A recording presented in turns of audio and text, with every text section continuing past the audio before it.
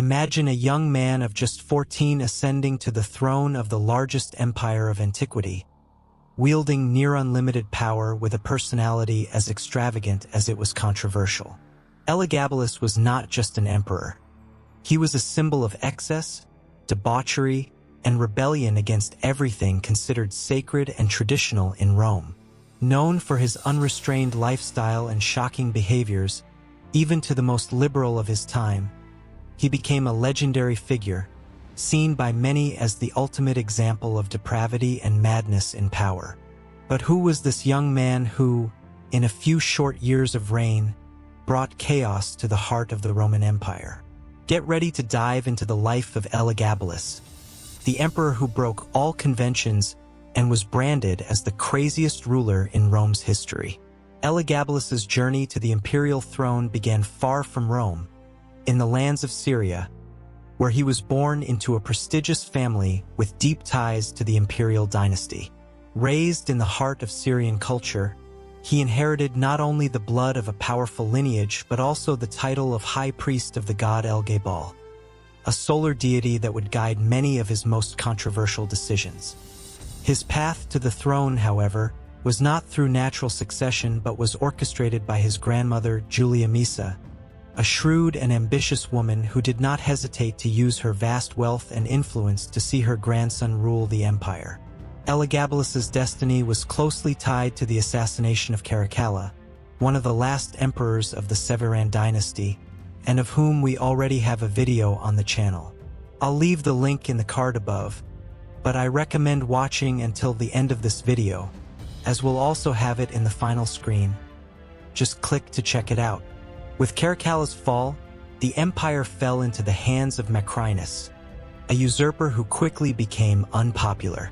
Seizing the opportunity, Julia Mesa spread a rumor that El-Gabalus was Caracalla's illegitimate son, piquing the interest of the Syrian legions, who proclaimed him emperor in 218 AD. With the military and financial support of his grandmother, the young El-Gabalus marched toward Rome, where he would soon be recognized as emperor. However, the empire had no idea that the new ruler would bring with him drastic and controversial changes that would challenge the very essence of Roman power. As soon as he took the throne, El-Gabalus brought not only his presence but also his fervent devotion to the god El-Gabal to Rome. For the Romans, religious devotion was intrinsically tied to the state, and the cult of El-Gabal represented a drastic break from the traditional pantheon. By ordering the transfer of a sacred stone, symbolizing the god, from a Mesa in Syria to Rome, El-Gabalus introduced a foreign figure into the heart of state religion. Yet his ambition went further. The emperor sought to place El-Gabal above Jupiter, the supreme Roman god. This not only irritated Rome's conservative elite but also sparked discontent among the people, who viewed the imposition of a foreign god as an affront to the empire's traditions. During public festivals, El-Gabalus danced and performed rituals in honor of the Syrian god, demanding that the Senate and citizens participate in these ceremonies, which appeared profane and outrageous to the Romans. However, El-Gabalus's extravagance extended beyond the religious sphere. In his personal life, he constantly defied Rome's social and cultural norms. His first marriage was to Julia Cornelia Paula, but, dissatisfied and claiming physical defects, he soon repudiated her. Next, he did something even more shocking to the Romans. He married Julia Aquilia Severa, a vestal virgin, a priestess who was supposed to remain chaste in honor of the goddess Vesta. This marriage was seen as an absolute sacrilege, yet El-Gabalus seemed indifferent to the repercussions.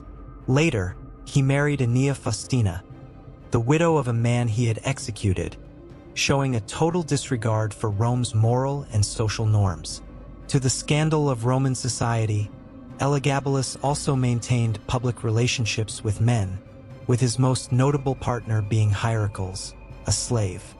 He referred to Hierocles as his husband and declared himself his wife, behavior that clashed with Rome's rigid code of masculinity and citizenship. These transgressions were not limited to his personal life.